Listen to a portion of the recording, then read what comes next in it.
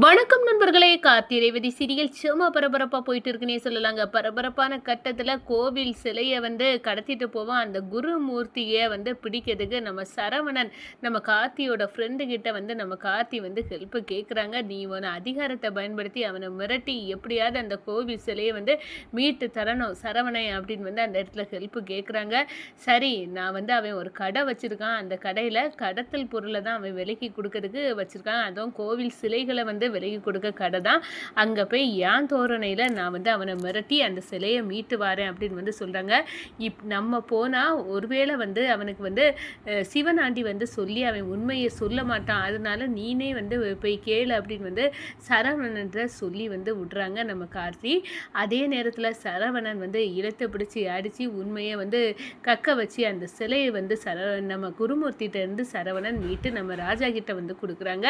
அதுவும் இல்லாமல் நம்ம ராஜா அந்த கோயில் சிலையை அதை வாங்கிட்டு கோயிலில் கொண்டு பஞ்சாயத்தில் கூட்டி அங்கே சாமுண்டீஸ்வரி அத்தை எந்த தப்பை பண்ணலை, தப்பு பண்ணவன் யார் அப்படின்னு நான் தோல் உரிசி காட்டுறேன் அப்படின்னு சிவனாண்டியையும் முத்துவேலையும் ஒரு மரத்தில் கெட்டி வச்சு விளாசி செம அழகாக இருந்தனே சொல்லலாம் வெளுத்து எடுத்துட்டாங்கங்க. அவங்க இந்த தப்பை இனி பண்ண மாட்டோம், எங்களை மன்னிச்சிருங்க, நாங்கள் சாமுண்டீஸ்வரி கிட்ட வேணும்னே பதிய போட்டோம், அவள் இந்த கும்பாபிஷேகமும் நடக்காமல் இருக்கணும், அதுதான் எங்களோட எண்ணம், அதனால தான் நாங்கள் இதை பண்ணணும் அப்படின்னு அந்த இடத்துல உண்மையை கக்க வச்சுறாங்கன்னே சொல்லலாங்க. அதை பற்றி தான் இந்த வீடியோக்குள்ளே பார்க்க போகிறோம். அதுக்கு முன்னாடி சேனலுக்கு லைக் அண்ட் சப்ஸ்கிரைப் பண்ணுங்கள் ஃப்ரெண்ட்ஸ். பக்கத்தில் இருக்க பெல் ஐக்கானையும் கிளிக் பண்ணுங்கள். அப்போ தான் நான் போட்டுற ஒவ்வொரு வீடியோவும் நோட்டிஃபிகேஷனாக வரும். வாங்க ஃப்ரெண்ட்ஸ், வீடியோக்குள்ளே போகலாம். ஃபஸ்ட்டு எடுத்த உடனே பார்த்தோன்னா செம்ம அதிரடியான பரபரப்பு கட்டம் தான். ரெட் கலர் காரில் தான் சிலையை குருமூர்த்தி கொண்டு போகிறான். இது சிவனாண்டி முத்துவேலோட வேலை தான் அப்படின்னு அதை எப்படி மடக்கி பிடிக்க அப்படின்னு செக் போஸ்ட் எல்லாம் சொல்லி வைக்கிறாங்க. ஆனாலும் அதுக்கு டிமிக்கி கொடுத்துட்டு குருமூர்த்தி சிலையை கடத்திட்டு போகிறான். இனி வேறு வழியே இல்லை, என்னோட ஃப்ரெண்டு சரவணன்கிட்ட ஹெல்ப் கேட்டே ஆகணும் அப்படின்னு நம்ம கார்த்தி அந்த போலீஸ் அதிகாரி நம்ம கார்த்தியோட ஃப்ரெண்டை வர வைக்கிறாங்க.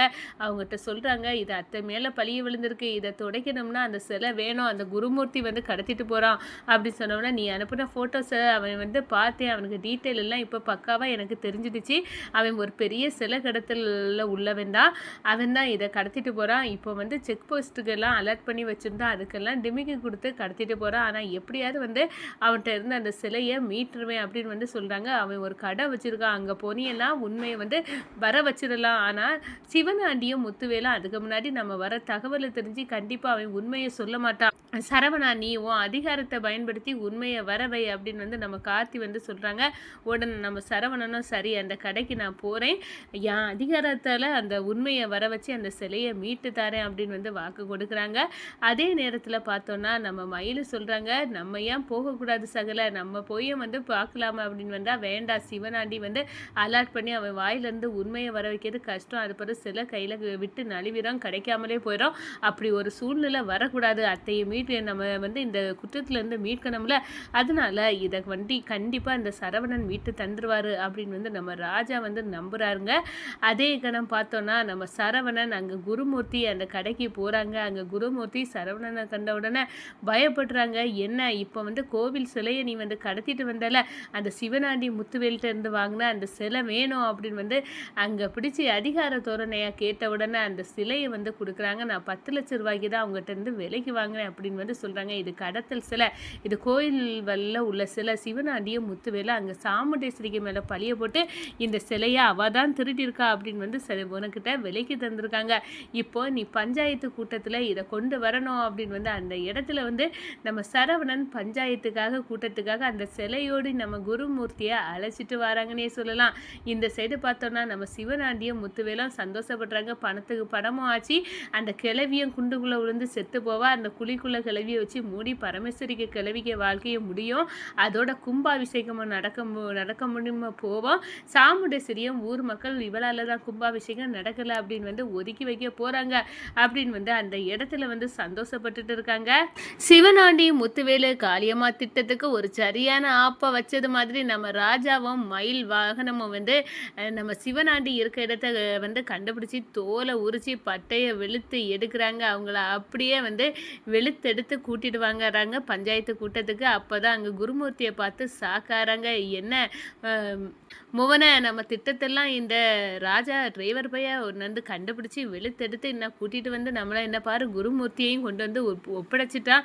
அதோட கோயில் சிலையும் வந்து இன்ன வந்துட்டு இப்ப நம்மளுக்கு வந்து வேட்டு வச்சுட்டான்" அப்படின்னு வந்து அந்த இடத்துல சொல்ல நேரம் நம்ம சாமுண்டேஸ்வரிய வந்து பார்க்குறாங்க. என் மாப்பிள்ளை எப்படியும் வந்து இந்த சிவனாண்டியோட செயலை கண்டுபிடிச்சிருவான்னு எனக்கு நம்பிக்கை இருந்து, எனக்கு இப்போ இருக்க எதிரி சிவனாண்டி தானே, இவன் தான் இந்த வேலையை செய்திருப்பான்னு நினச்சேன். இப்போ கரெக்டாக வந்து என் மாப்பிள்ளை என்னை நிரபராதின்னு நிரூபிச்சிட்டாங்க அப்படின்னு வந்து அந்த இடத்துல சந்தோஷப்படுறாங்க.